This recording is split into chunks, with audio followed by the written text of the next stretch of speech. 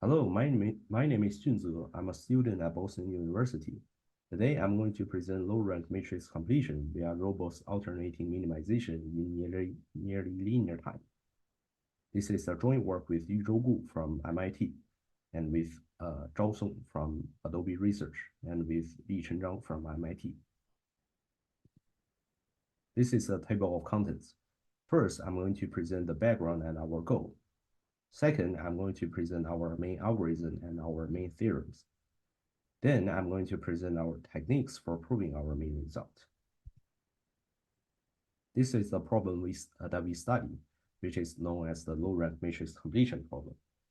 We are given a matrix M, and we are asked to find a rank K approximation of M as U times V transpose, for U being an M times K matrix and V being an N times K matrix, by only observing a few entries specified as by a set of entries, omega being a subset of bracket M times bracket N.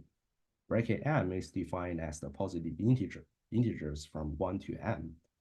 Bracket N is defined as the positive integers from 1 to N. This problem originally appears in the context of collaborative filtering, with the most notable examples being the Netflix challenge. Since then, it has found various applications in signal processing and traffic engineering. Now I'm going to present some basic definitions about matrix completion. We let S to be an M times N matrix, and we let omega to be the subset of bracket M times bracket N.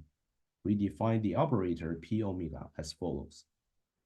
The nth row and jth column of P omega is equal to Sij if ij is an element of omega, and the P omega ij is equal to 0 if ij is not in the omega. For an orthonormal basis U, we say U is mu incoherent if the L2 norm of Ui is less than the square root of k over the square root of m times mu. Here, Ui is the ith row of U for all I being an element of bracket M. Now I'm going to present the definition of mu k incoherent. A rank K matrix M is mu k incoherent if it satisfies the following two properties. First, the L2 norm of Ui is less than or equal to the square root of k over the square root of m times mu, for all I being an element of the bracket M. And the L2 norm of Vj is less than or equal to the square root of k over the square root of m times mu, for all j being an element of the bracket N, where m is equal to u times sigma times v transpose. It is the singular value decomposition of m, and ui vj denotes the ith row of u and jth row of v respectively. Now I'm going to present the assumption and the formal version of the matrix completion problem. We let M to be M times N matrix, and we assume that M satisfies the following properties. First, M is a rank K matrix. Second, M is mu K incoherent. Third, each entry of M is sampled independently with equal probability. In other words, the set omega being the subset of bracket M times bracket N is formed by sampling each entry independently according to a certain distribution. And the problem, the matrix completion problem, is formally defined as follows. Let M to be an M times N matrix satisfy the previous assumption.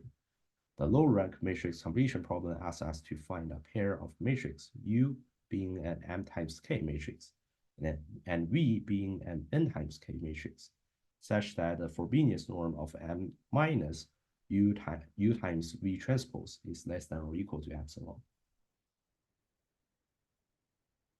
This is our main algorithm. It outlines a procedure for matrix completion using alternating minimization. The algorithm begins by partitioning the set omega into the subsets, followed by the singular value decomposition. It initializes using a specific procedure, then iteratively updates matrices V and U by solving the minimization problem using the elements from the partition subsets.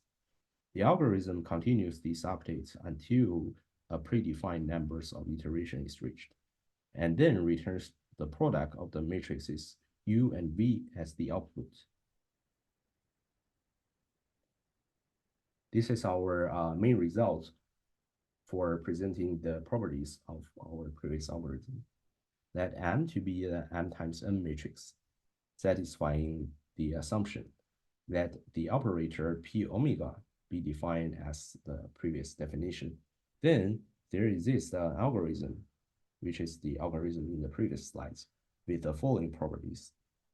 It samples the cardinality of omega entries, and it runs in O of the cardinality of omega times k time. The algorithm outputs a pair of matrices U hat and V hat such that the Frobenius norm of M minus U hat times V hat transpose is less than or equal to epsilon. This inequality holds with high probability. Now I'm going to summarize the techniques we used. First, we have a robust analytical framework for alternating minimization that can tolerate moderate errors caused by computing the updates approximately instead of exactly. This helps capture the practical implementation of alternating minimization better. Also, we have a perturbation. We use the perturbation theory to analyze how small changes in the rows of the matrices impact the incoherence. This is a key for robustness analysis to show the matrices remain sufficiently incoherent across iteration despite errors. Then we have a nearly linear time multiple response regression solver based on sketching. This helps reduce the cost of computing updates from quadratic to nearly linear in the number of observed entries.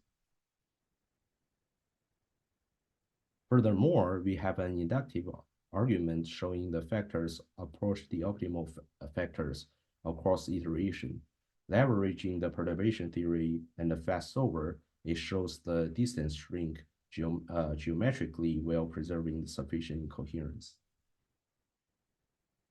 Finally, we have preserving sample complexity bounds from prior works on exact alternating minimization, while also allowing incorporation of more advanced techniques to further improve the sample complexity.